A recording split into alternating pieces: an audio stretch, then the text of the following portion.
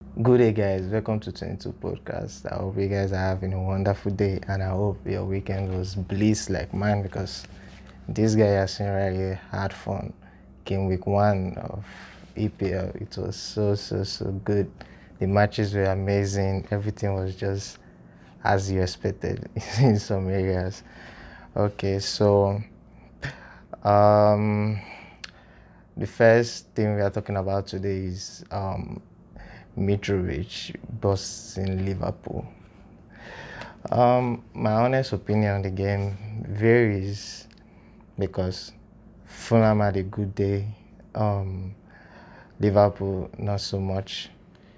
Liverpool line up with a pretty strong names on the sheet, so there is no excuse for that kind of performance. But you can at least praise them. They had an equalizer. They ended the game in a tie, which was a loss for them, but a plus for Fulham. For you to get 1 point out of a very tough side in EPL is a good and important point for them. It's a very important point for them. Um, let's talk about the game. The first minute of the game, Fulham have been pressing. I will say they deserve their goal because they were just pressing consistently.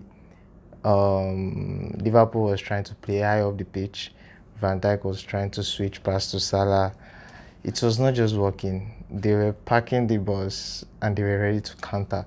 They relied on the counter throughout the game and they got their reward. Having the first goal, I don't want to be a bad person, like too much of a critic, but I think um, Robertson and Trent, they were the weak link to that first goal. Like they are to be blamed when someone's at the wing trying to whip a cross.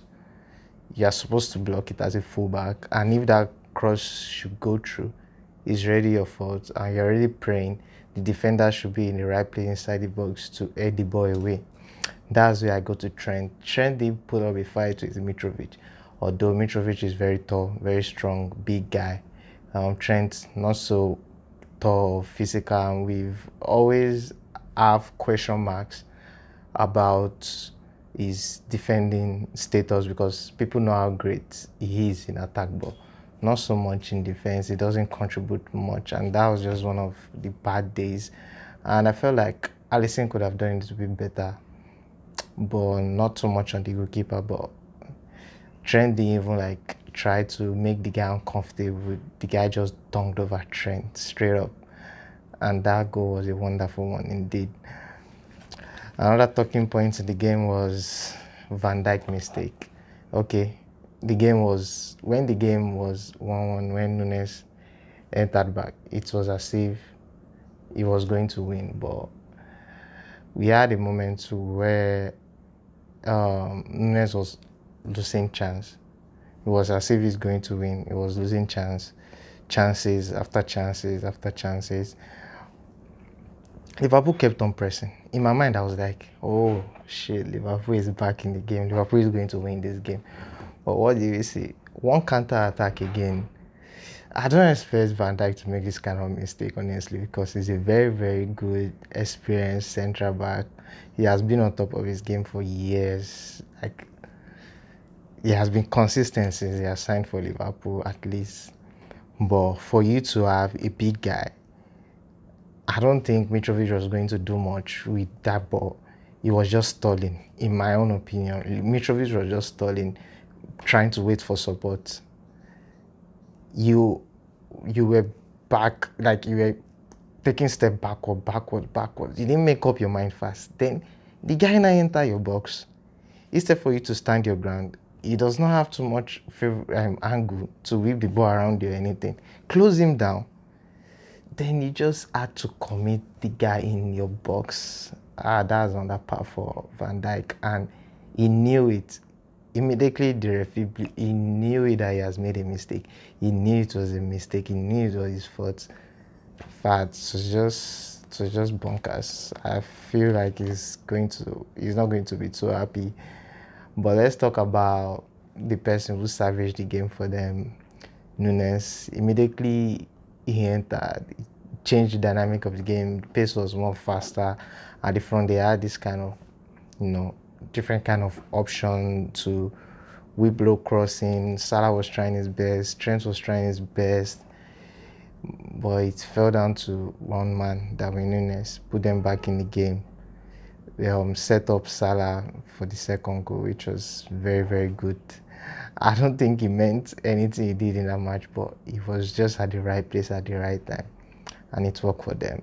That's a very, very good match. The match was very, very good. I really enjoyed the match. Let's talk about Manchester City Masterclass. Yeah, we all know about how ruthless Manchester City can be, but a lot of people had doubt about their game of Pep going for a number 9. How is he going to play with a number 9? Will Man City be able to adapt with a number 9? My answer has always been yes. This guy is a top manager. He has coached a lot of elite team. He's a yes. If he's going for Haaland, he has a plan for Haaland. And I think Haaland was going to deliver, because after the Liverpool game, there were a lot of criticism going towards the guy, like, oh, he missed a chance. Oh, he missed a couple of chances. Were you able to play in the Pep team? He was making runs. He was not like making good runs. You were seeing at the point in time when he was playing against Liverpool, De Bruyne himself was frustrated. Like, he was making the run earlier and he can't pass the ball. You know he's going to be an offside because Liverpool was keeping an eye line. He was so frustrated. And against West Ham, I think the guy came to the pitch angry, hungry. He was looking for any straps. They were trying to pull the ball in. Foden tried the ball in towards Alan, but he just flew too late. The ball went past him. But when he had his chance, he just took it with preciseness.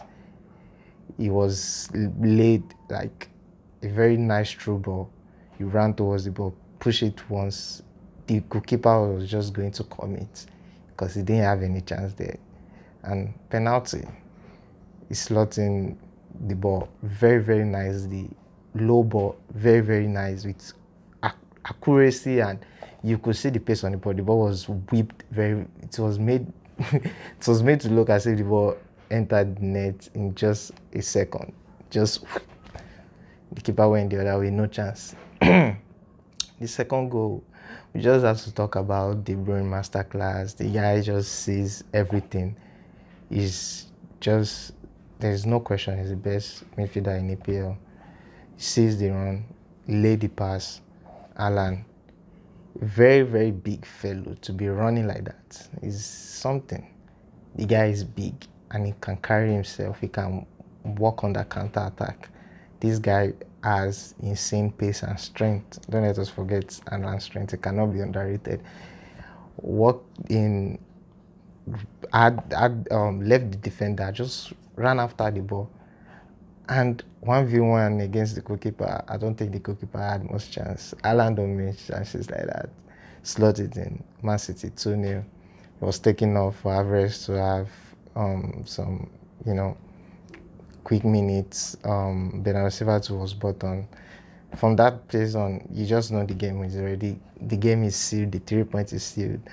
Man City didn't have much to worry about because West Ham didn't put too much of a fight. They were more on the defensive side than the offensive side that we've seen them played last season. They were trying to defend, not trying to attack too much.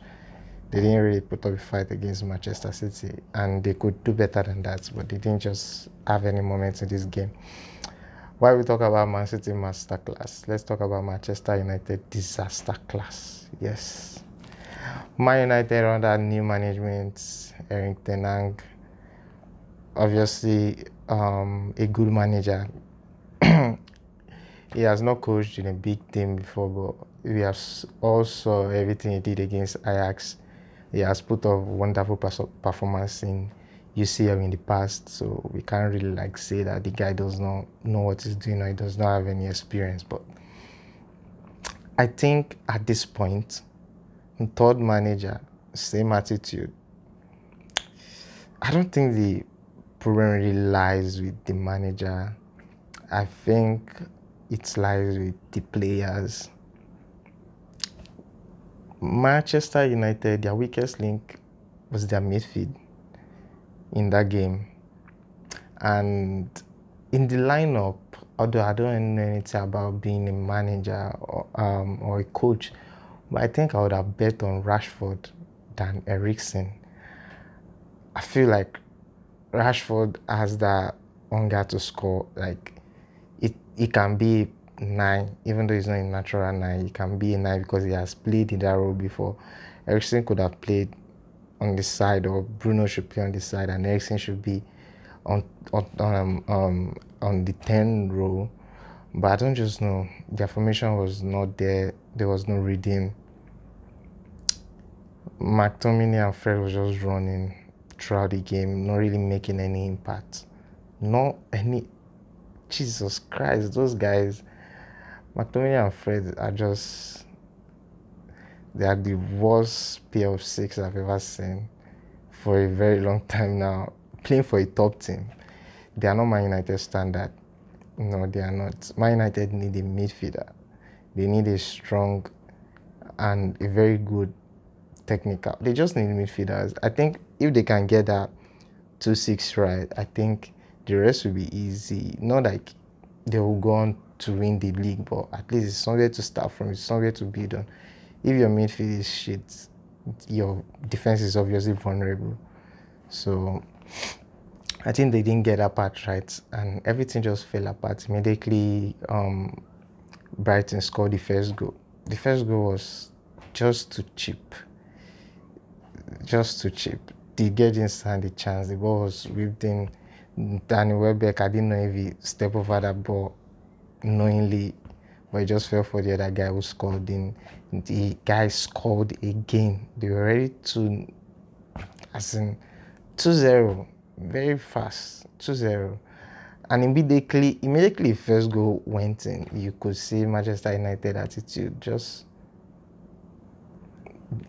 once Man United just gets scored against, their mental strength just goes to 0. They are just like playing for playing sake. I don't know, Sancho. I don't know. Sancho has a lot of potentials, but he still can't do anything at Man United. I don't know. Sancho needs to be in form. Rashford needs to be in form. They have to settle what they have to know what they want to do with Cristiano. Is he going? Is he leaving? So that the team will be balanced. I don't know. There's just a lot of things going on behind the scene. I know everything. I'm going to be very pissed. The only thing I saw in the game was the improvement with their passes. The improvement with their passing obviously improved. They were like smart for just like, they played there for just like 20 to 30 minutes, and Brighton had the rest of the show. It was just bonkers, and that's the first time Brighton is winning at Old Trafford. A very good record for them, but a very bad record for Manchester United. Let's talk about Chelsea and Tottenham on their first game. I didn't watch much of Chelsea match, but I think from what I can see, I won't say they didn't deserve a win. They dominated Everton, but I think they could have done more. Koulibaly, we are complaining about Chelsea not having any signings, but I think Chelsea is pretty solid in some areas though. Now that Timo Werner is leaving, I think they need extra strikers, like forwards, not basically 9, but they need extra forward. Their midfield is pretty good. Their midfield can still go on this season if Kante should stay in form. They have Lusanchek, they have Barkley. I don't think they've transferred Barkley to anything. I think he's still with them. So they are pretty good to go. They have nice fullbacks. The addition of Cucurella is just going to be mad.